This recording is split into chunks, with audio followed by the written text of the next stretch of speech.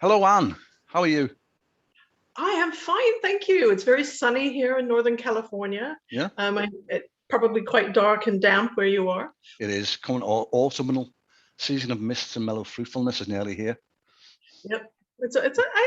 I love, I can barely talk today. I love Britain in the fall though. Yeah. Well, Uh, I spent a lot of time in Wales when I was growing up, so. Oh, yeah, yeah. Jonathan, before we get on to talking about your novel before Hawkesmoor and Robin Dashwood, maybe tell me a bit about yourself, where you are now, a bit more where you're from, and what your hobbies are outside of writing. Ooh, I don't know if I have any hobbies anymore. Um, well, I'm a retired ballerina. I trained in Chicago and a little bit in Britain as well. And I danced for American Ballet Theatre in Manhattan. And I danced for the London Festival Ballet in Yeah, London, yeah, which is now the English National Ballet.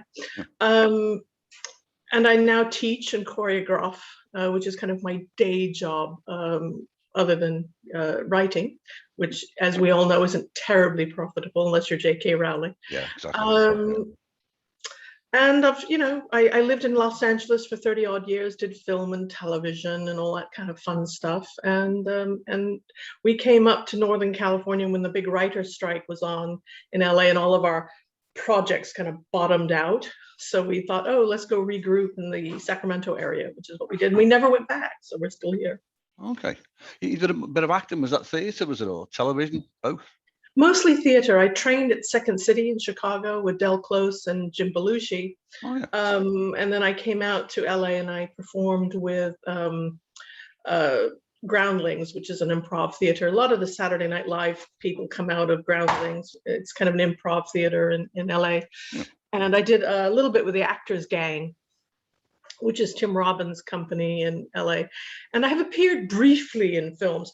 And I always joke with my family that my appearances on film are like this. There she is, and she's gone.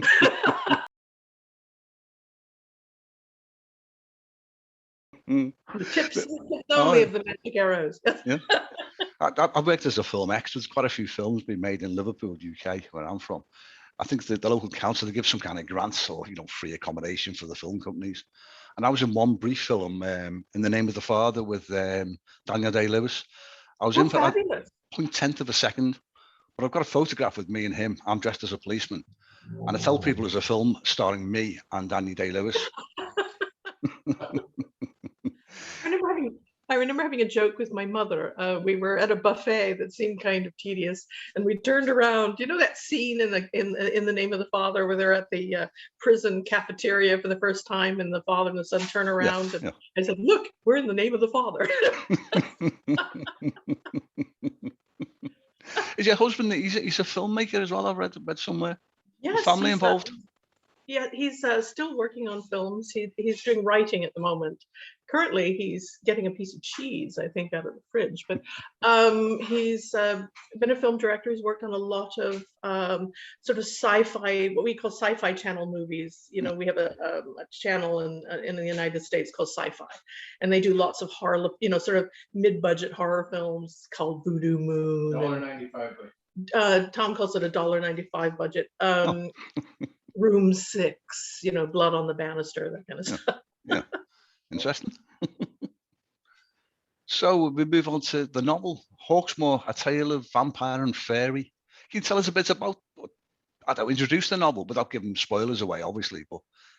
Oh, okay. I think it's good fun. I think it's a great book for this season, the Halloween season. You have a lovely haunted castle on the Yorkshire moors, a castle in which a vampire once lived as a human being before he was sort of rudely interrupted in his human existence and became a vampire.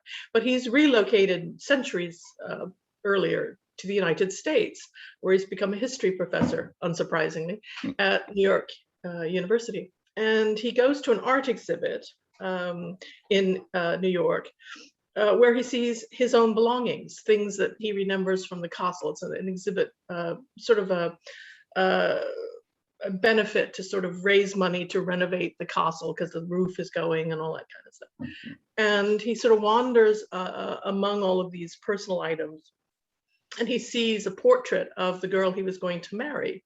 And underneath it mentions that she has died in a terrible fall back in 1750, when he was had just turned into a vampire. And he realizes that something really bad must have happened to her. So he decides he needs to go back to Hawkesmoor and kind of find out what that's all about, because he feels badly about it. He feels somehow his disappearance probably was the catalyst for her murder, what he assumes is her murder. So he goes back and he finds the castle in some ways greatly unchanged. And it's all about the adventures he has in the castle. There's some sort of rise of a vampire king who's not very interested in him being back on English soil, and there's all sorts of, you know, eerie doings. And he meets Lady Caroline de Barry, who is this lovely English girl whose family has inherited the castle some generations back. And they have done, you know, yeoman service, kind of keeping the castle together. And he sort of falls for her. And then she, of course, ends up being kind of in danger because she's kind of connected with him.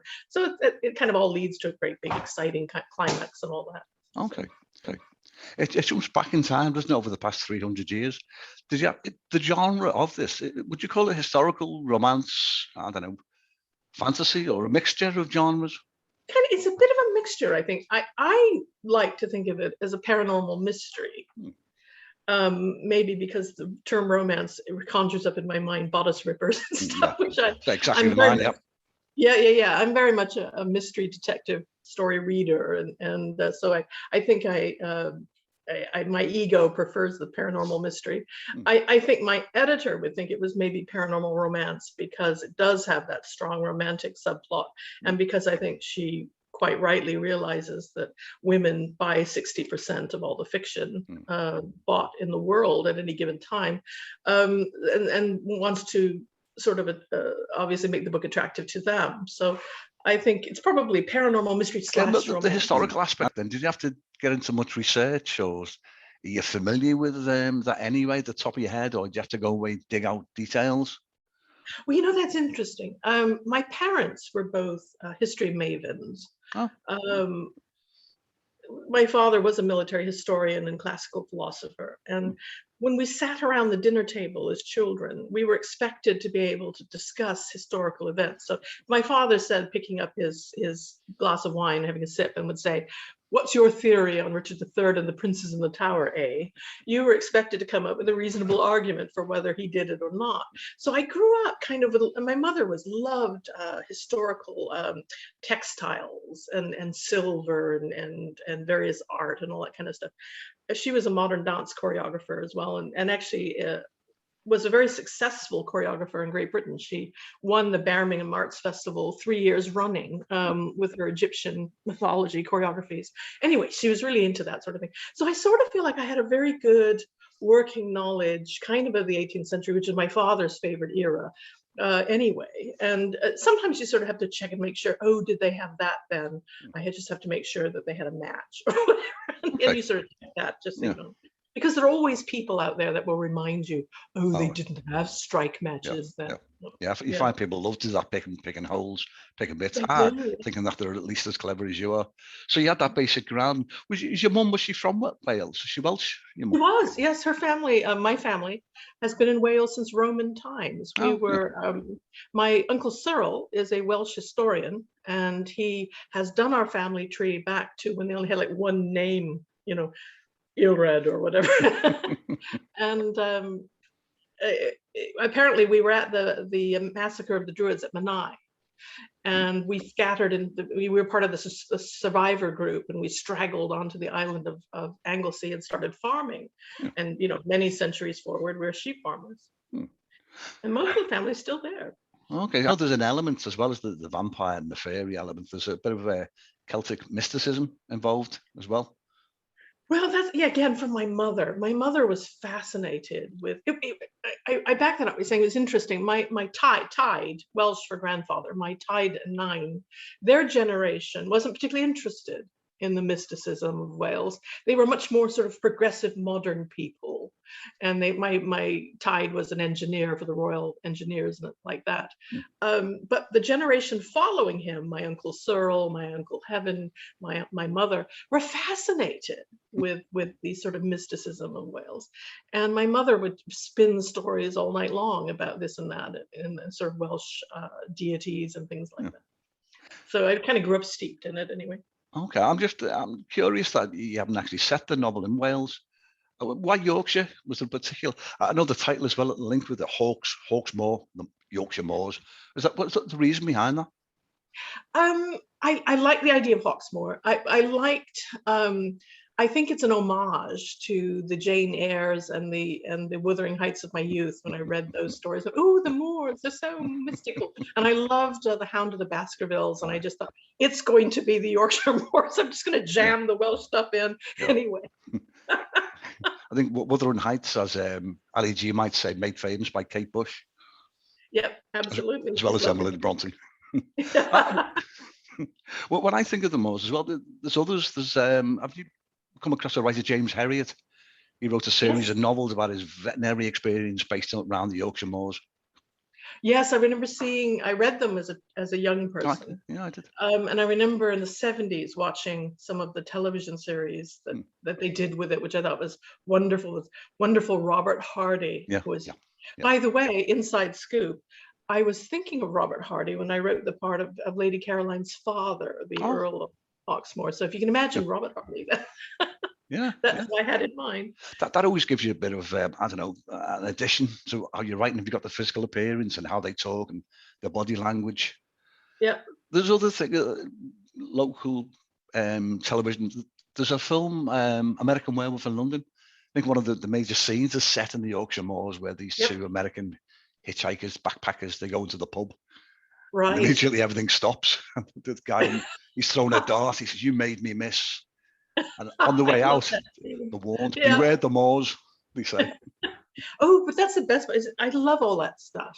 Yeah. You know, beware the moors. You know, there's a wonderful old film with Basil Rathbone as Sherlock Holmes called, I think, The Scarlet Claw, which is kind of not set on the Yorkshire moors, but set on a Canadian moor, which has the kind of the same thing. You know, there's sort of something spectral out in the moors. I just love all that stuff. Your vampire in this, Robin Dashwood, he's not like your typical Bram Stoker stereotype vampire. He can live in daylight, can't he? Your vampire, the vampires in your world. Right. Well, sunshine doesn't affect him. Yes. Now, well, I sort of thought all of the old rules were kind of tired, maybe, and it was fun to just think of them as another sort of species, really, that had developed parallel to humans in their own way. And I thought, well, why do they necessarily have to sort of explode or turn diamond-like if they're in the sun? So I just wanted to concentrate more on the sort of historical aspects of vampires, I think, and give them more of a kind of place in the human world. There's two worlds, I think, exist in the novel. There's the vampire world, where they're sort of like, if you like, and the humans who are like muggles, if you like thinking of Harry Potter, two different worlds coexisting together. Right, very much so. And there's a lot more about that in the second book, which should be out in the spring, where they're really, you sort of see the shadow world and the human world kind of existing really hand in hand, really, as they solve a sort of serial killer kind of murder thing. Okay, this is part of a trilogy, isn't it? You've got 3 books planned. Have you got them all bullet pointed and ready in your head? Yes, kind of. The second one's done. I'm just about to get into doing the revisions, which always happen. You know, you send a novel, you think, oh, it's wonderful, and then you get back the revisions from the editor, and you go, oh, I guess it wasn't as wonderful as I thought. But I have a terrific editor, Carol Stanley at Rivercliff, and she always makes the book better. So I grumble and grumble and grumble, but then I have to admit that when it's done, she was right. Yeah.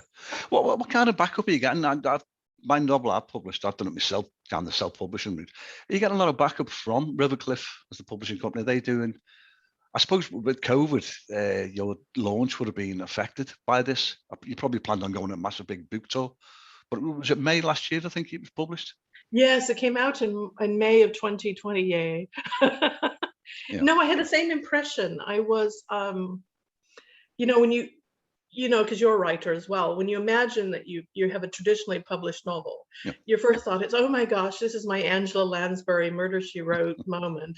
Oh, I get to meet, you know, people who like the book and sign autographs and do all of those things you associate with book tours and things. And all of a sudden, your novel comes out right smack in the middle of the first lockdown for the pandemic, and you went, oh dear. I have to say, Carol and Lisa, who runs the sales department and really runs Rivercliff extensively, really got behind the book and sent us out on these sort of blog book tours where you sort of did it online. I don't think, in hindsight, that it was as satisfying for either reader or author as in-person things. But it did get, you know, but I have to say, they jumped on it and at least got it out there, you know, so that you did get to connect with people in the best way you could at that time. Who chose the book cover? Was that the publisher, like yourself? That's a brilliant cover. I wish I'd had, can say I was responsible for it. I think it's a quite striking cover, but it was done by their art department. And I think they really caught the book, which is kind of neat. Okay, I've got one of the images behind me.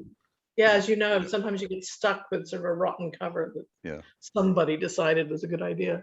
But they actually focus grouped it, which I thought was interesting. Yeah, you've got the audio version as well. There's a clip actually on the Rivercliff website, the short audio clip, where you're actually doing the narration. Have you done this for the whole book? Yeah. Or did you bring in a team?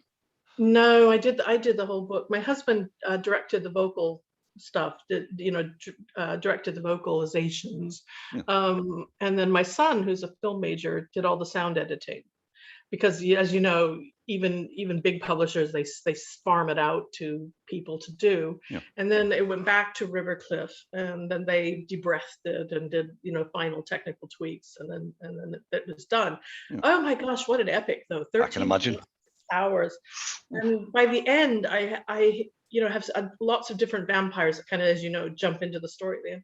And I was sort of doing a Japanese accent and a Scottish accent and, you know, various English accents, a fake African accent. You can always just call it Wakanda. And I thought, why did I make it so colorful? I will never do this again. I know I've read that for every hour of produced audio work, there's something like 10 hours that go into it. Rehearsals, little mistakes that can spoil like a whole 3-hour session of reading. I tried it myself for my novel, but I found that one, my voice wasn't strong enough, and two, I didn't have you need expensive sound equipment, proper technical, highly professional sound equipment to get that quality right for audio. Yeah, I had to do 6 auditions. What? To actually get the job narrating it. Well, Rivercliff is a imprint of Wetware Media, which made its bones. I mean, it's made its fortune. It's a multi-million-dollar company. It's made its fortune on audiobooks. That's how it started. And then she wanted to add print books as well. So that's when Rivercliff came in as an imprint. So this company knows audiobooks and how to do it. So it was really great to do it for them. But I had to pass the technical checks. They liked my voice, but 6 auditions to make sure we had the technicals, which meant the right microphone and the right space. So my husband, fortunately being a film guy, had lots of good stuff already, which was a plus for us. But then we recorded it in my walk-in closet. So I'm in my closet. I've got, you know, he sets it up like a recording booth. My beloved German Shepherd Hector, who is very protective of me, wanted to be inside, slept on the door because, you know, my husband's out in the chair and a table doing all of the, you know, the voice stuff. And every time something dramatic happened, the German Shepherd would bark and get up and demand to be let in. It was a long process. Imagine. Couldn't you have written a scene in with the Hound of the Baskervilles elements? There were some haunted dogs in there. I think I'm going to have to. I was thinking that maybe Lady Caroline in the 3rd book has to get a German Shepherd. You've got the Kindle version, you've got the audio version, you've got the paperback. Has anyone been looking at film rights or television rights? Funny you should say that. My publishing company very much has a film agent who is currently working on Netflix and Amazon and the streaming services to see if they might be interested in picking it up as either a film or a mini series. It's very definitely right in line with the things they're looking for. They're buying lots of fantasy stuff, lots of kind of eerie stuff and kind of epic-y stuff. So I think it sort of fits what they're looking for. We can only keep our fingers crossed that they actually, you know, buy in. But that's my poorly conceived retirement plan. Yeah, that's a brilliant. It's a brilliant idea. Do you know when I first got my novel published, I've read somewhere that your average writer only sells something like 200 copies of the work. I was Right. thinking back to my early years of reading about like Sir James Herriot. He sold something like 60 million copies of I his. know, wouldn't it be But lovely? they're all the major exceptions, aren't they? Yeah. Well, Well, I think that kind of lightning strike hmm, happens reasonably rarely, I think. And I think part of the problem is that they've now monopolized the large publishing houses have now really, what are there, four? They've sort of bought up all of the imprints.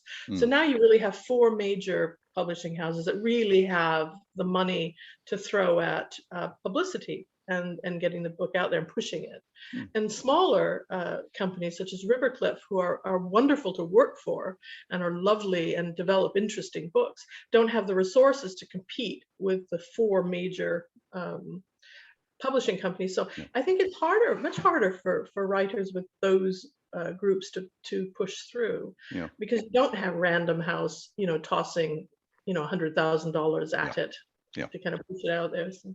Yeah, they get pushed into the major news outlets, you know, to the major daily newspapers and things. Right, because their PR people carry a bit more weight than yours, that Yeah, sort of yeah. thing. What Um, proportion of your life do you dedicate to the writing? I know you're a very busy lady, you know, the ballet and other bits. And is it very much part-time hobby? Is it, I don't know, do you dedicate a um, certain amount of hours per week?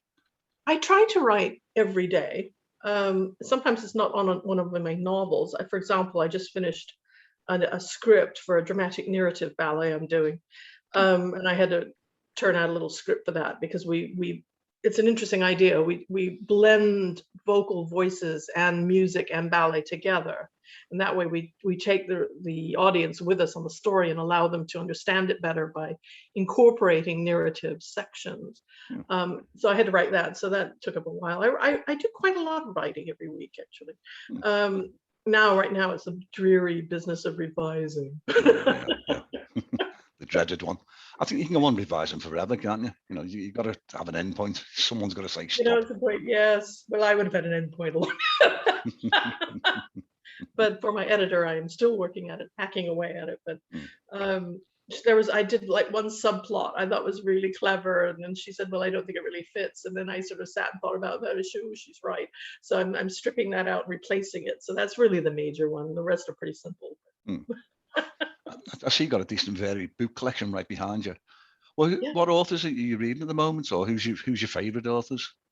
My favorite, it's interesting. I'm a PG Woodhouse fanatic. Yeah, me too. I mean, oh yeah, isn't he the best? He is. I can be having the worst kind of day and Mm, just pick up a PG Woodhouse story, and he puts me in the best mood right away. mm. Um, I sometimes feel my life resembles a PG Woodhouse story with the ongoing crisis. But Well, the major short stories, they were written nearly 100 years ago, but I yeah. remember reading them and they were inspiring me to write the tales of Mr. Mulliner.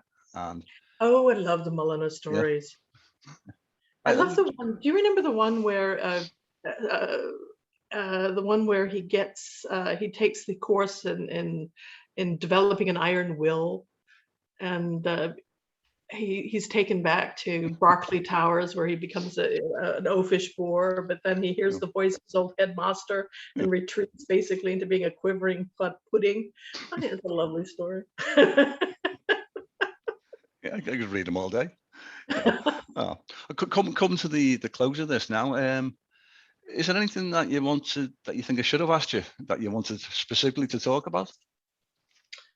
Oh gosh, I don't know. I think you've done a really terrific job sort of covering all the bases, actually. Um, so I don't know. I think you've done very well. Oh, you could ask me who I think Robin Dashwood should be played by in the film, if there ever is one. Yeah, who? Well, let me have a guess. I'm just looking and thinking about this picture. Maybe the guy who plays Star Trek, Captain Kirk. What's his name? He's got bushy eyebrows. He probably doesn't look like the image on your book. I'm trying to think of his name. He plays the young Captain Kirk. Oh, Chris Pine. That's him, yeah. Chris Pine. That's interesting. I would not have thought of him.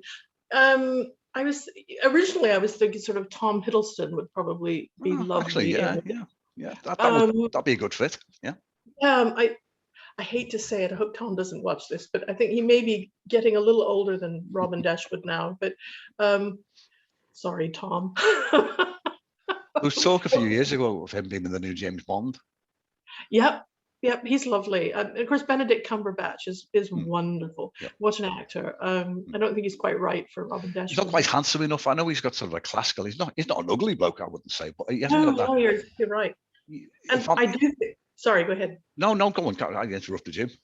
Well, I was just saying, I agree with you completely. I wanted to add that I think his Hamlet for the National Theatre, and I've seen hundreds of Hamlets, I guess, over the years, because I love Shakespeare. I think it was the best Hamlet I ever saw. It's a tremendous achievement what they did with Hamlet in that production, and he was brilliant in it. Simply brilliant. He is the best that Britain has at the moment, I think. Yeah. Do you know one of the best plays of Hamlet I've seen, and it surprised me at the time, surprises me now actually saying it, was Mel Gibson, his version, the film version. Yes. Funny enough, I saw that on a plane ride from London to New York, and they showed it, over the screen. And I thought it was a lovely production of Hamlet. I thought his interpretation very interesting, and I liked it very much. Very traditional, but I liked it. It was good stuff.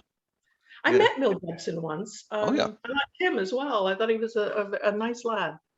I know he's popular to malign him these days, but when I met him, I thought he was absolutely charming. I think he's been redeemed, I think, hasn't he, with his one of his later films. And he fell out of favour, didn't he, for a while? I do. I hope so. I think everybody has the right to have a bad phase, I think. Well, I think there's a danger. There's some people who deliberately, they'll troll through maybe your tweet comments for the past 10 years to find something to hit you with, something to be offended by. But I think it's difficult. Things are said at the time or off the time. And we're all guilty of making mistakes and being a bit silly. Oh, I think it's absolutely true. I think trying to kind of hit at historical figures for saying things that would have been perfectly ordinary and everyday in their time period, and trying to sort of make them compete with 21st century opinions, I think is kind of a fool's game. And I'm very unkind to the historical figure, I think. Yeah, I totally agree. Yeah.